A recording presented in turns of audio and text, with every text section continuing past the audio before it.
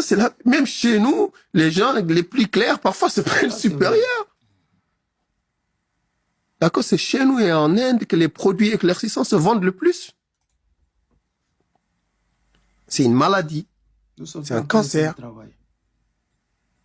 Et le but de ce livre, c'est extirper le noir de ses pièges. D'accord? Pas recevoir l'amour des autres, mais exiger le respect.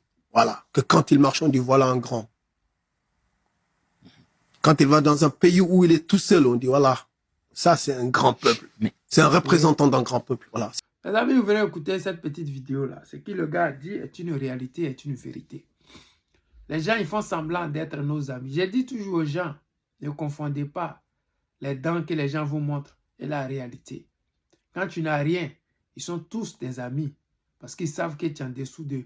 Mais dès que tu commences à t'élever, tu vois que qui ils sont réellement. Tu vois qui ils sont vraiment. Tu vois leur vrai visage, leur intention de te voir t'écrouler, leur intention de te voir tomber, leur intention de vouloir ne pas voir un gars qui a cette couleur de peau être au-dessus d'eux. Oui, c'est ça la vérité. On n'est pas amis, mais la seule chose qu'on demande, c'est le respect. On ne vous demande rien d'autre que le respect. On se venge de personne. On veut juste exister en tant qu'être humain. Ça aussi, c'est trop compliqué. Souvent, je vois nos parents qui sont égarés, qui prennent les religions importées, qui chaillent ça sur les têtes à un tel point que tu te poses la question. Le gars, qu'est-ce qui ne va pas chez lui? Qu'est-ce qui ne va pas chez lui? Des gens qui n'ont pas de considération pour toi. Comment tu fais pour les mettre au-dessus de toi? Comment tu fais? Quel est ce courage que tu prends? Comment tu fais pour ne pas comprendre qui tu as en face de toi? Mais fais des recherches. Regarde les propos qui sortent de leur bouche. Regarde comment ils se comportent envers toi. Mais tu ne peux pas toujours dire que ce n'est pas grave. C'est grave. Parce qu'entre eux, ils ne font pas ça. Il faut souvent regarder. Il ne faut pas toujours dire ce n'est pas grave. Non, c'est grave. Il faut exister en tant que personne. Existe en tant qu'être humain. Ne demande pas pardon pour exister. C'est vraiment un manque de respect. Tu ne peux pas demander pardon pour exister. Tu existes déjà. Et tu dois profiter de cette existence-là. Tu ne peux pas laisser tes enfants penser que ce n'est pas grave. C'est grave. Ce n'est pas grave. Ce sont des mots de faibles. Et ça, le noir doit commencer à enlever ça dans sa tête. Si tu es quelque part, si les gens ne te donnent pas le respect qu'il faut, c'est que ce n'est pas ta place, tu dégages.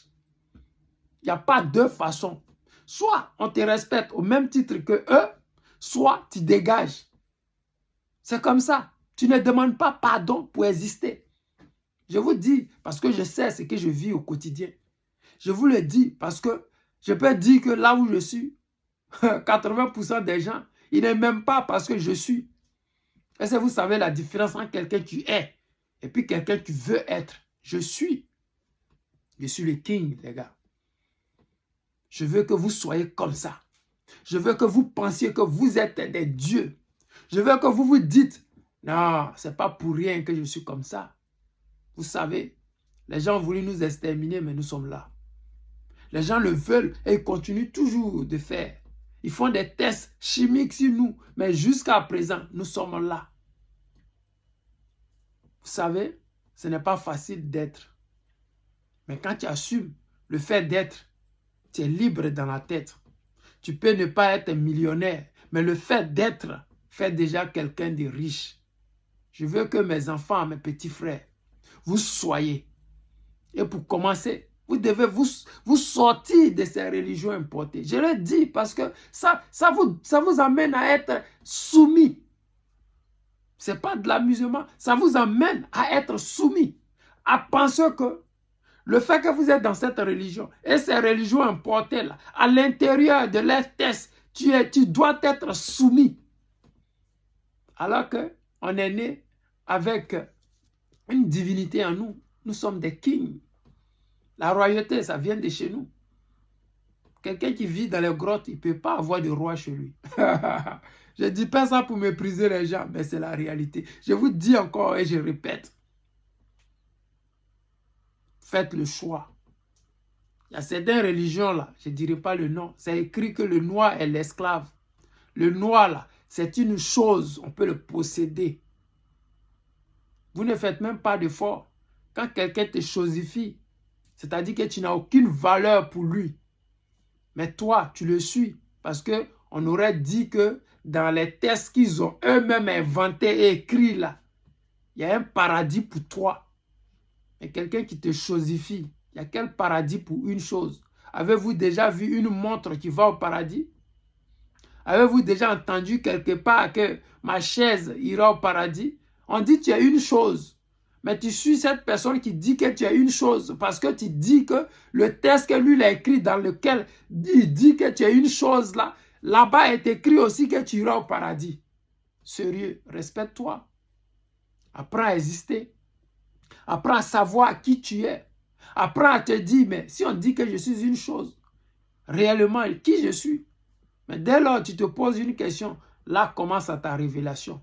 Là, tes ancêtres viendront te parler. Là, les dieux de tes ancêtres viendront te guider.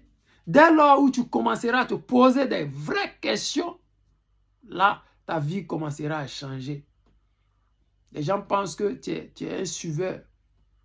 Mais si tu te poses des questions, tu arrêteras de suivre. Tu commenceras à exister. Et pour exister, ce n'est pas forcément devenir riche. Même si ça, c'est à la portée. Mais si tu existes déjà, tu es déjà riche. Parce que tu as une personnalité. Avoir une personnalité est une garantie d'exister déjà. Avoir une personnalité, ça veut dire que tu veux déjà le changement. Et tu vas avoir le changement. Parce que toute chose qui t'amène à te poser des questions, là commence le changement. Si on dit que tu es une chose et que tu dis c'est pas grave, tu n'es même pas au début du commencement du changement. Tu n'es même pas au début du commencement du changement. Le changement arrive dès lors où tu te poses des questions, des vraies questions. Pourquoi aujourd'hui il y a le woubi partout? Dans nos cultures, nulle part dans nos cultures, vous allez voir ça. Nulle part dans nos cultures. Chez nous, si tu t'es même trompé, tu seras banni ou ils vont te dire, même trompé. Alors que les gens là, ils ont commencé à normaliser ça. C'est dommage, mais bon, hélas, on n'a pas d'amis. On n'en cherche pas. On veut juste exister. Gbagbo nous a dit, quand tu passes, il faut qu'on dise que voilà quelqu'un tu passes. Les amis, c'était le président Lota, l'ami des dirigeants qui se respectent. Je vous aime et je vous dis à tout à l'heure.